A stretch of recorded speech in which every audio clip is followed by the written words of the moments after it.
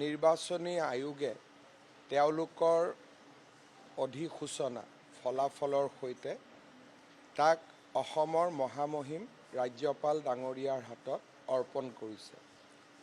গণতান্ত্ৰিক প্ৰমূল্য আৰু পৰম্পৰা ৰক্ষা কৰি নিৰ্বাচনী আয়োগৰ অধিসূচনা ওলোৱাৰ ঠিক পিছতেই মই অসমৰ মুখ্যমন্ত্ৰী হিচাপে মোৰ পদত্যাগ পত্ৰ অসমৰ ৰাজ্যপাল মহোদয়ৰ হাতত অৰ্পণ কৰোঁ আৰু সমান্তৰালভাৱে অসম বিধানসভা চলিত অসম বিধানসভাখনি ভংগ কৰি দিয়াৰ বাবেও তেখেতক মই অনুৰোধ জনাওঁ।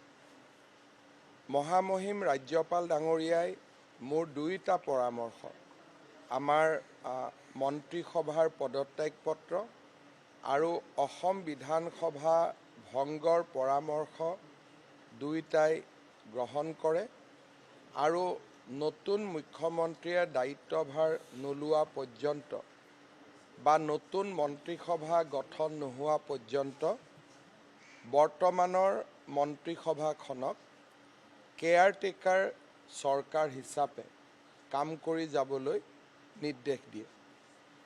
মই ভাবোঁ যে খুব সোনকালেই নতুন চৰকাৰ গঠন হ'ব আৰু নতুন বিধানসভাও গঠন হ'ব।